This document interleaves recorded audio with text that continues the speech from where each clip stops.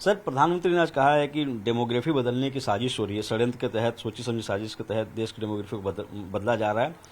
एक एक नए संकट के बीज बोए जा रहे हैं। स्वतंत्र आंदोलन की लड़ाई के बाद जो स्वतंत्र हम लोगों ने हासिल की, उससे नई उम्मीदें जागे थे।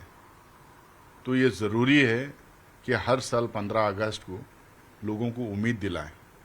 डराने के लिए ये दिवस इस्तेमाल नहीं किया जाना चाहिए।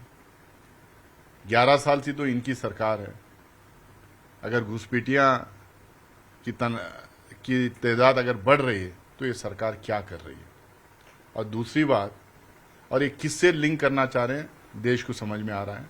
सुप्रीम कोर्ट ने कल फटकार लगाई और बोली कि 65 लाख लोग का जो नाम काटा गया है बिहार की इलेक्टोरल लिस्ट से, उसकी डिटेल्स उन्होंने मांगा गया और रीजंस भी उनको बताना पड़ेगा क्यों काटा गया। तो इससे साफ जाहिर हो रहा है कि हर सतह पे ये सरकार झूठ बोल रही है, हर सतह पे डराने धमकाने का काम कर रही है, हर सतह पे चोरी चकारी का काम कर रही है। सर, साथ साथ ये भी उन्होंने कहा है कि देश के युवाओं के लिए 1 लाख करोड़ रुपए की योजना शुरू कर रहे हैं। तो देश तो यही मांग रहा है। तो हर बार जो आप उम्मीद जगा देते हैं, उम्मीद दिला देते हैं, खोखले स्लोगन्स देते हैं, तो उसी का तो एक ही तो बात पूछ रहे हैं। यहाँ के देश के युवा एक ही बात पूछ रहे हैं कि 2 करोड़ हर साल नौकरियां देने का वादा था। 22 करोड़ नौकरियां अब तक मिलना चाहिए थे। कितने नौकरियां दिए, कहां दिए, इसके आंकड़े पूछ रहे हैं। कहीं ऐसा न हो कि सुप्रीम कोर्ट SIR के तरह इसके भी लिस्ट मांग लेंगे कितने लोगों को नौकरियां दे दी। पहले तो वो पूरा करें, उसके बाद नई उम्मीदें जगाएं। तो एक आखिरी सवाल है, साथ साथ प्रधानमंत्री ने ये भी कहा है कि अब नेक्स्ट जनरेशन GST रिफॉर्म लेकर, बड़ी रिफॉर्म के साथ GST की बात की उन्होंने।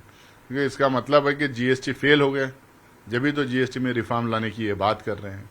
इनको पता है कि GST से इतना कंफ्यूजन फैला है, इतना दिवालिया हमारे इकोनॉमी का उठा है, तो अब उसमें भी रिफॉर्म लाने की जरूरत है। तो इसीलिए करेंगे, उसमें रिफॉर्म लाएंगे। तो और आने वाले दिनों तक कम से कम जो है लोगों की उम्मीद जगा के ये रखें। इसीलिए इस तरीके के स्टेटमेंट देने की जरूरत इनको पड़ रही है।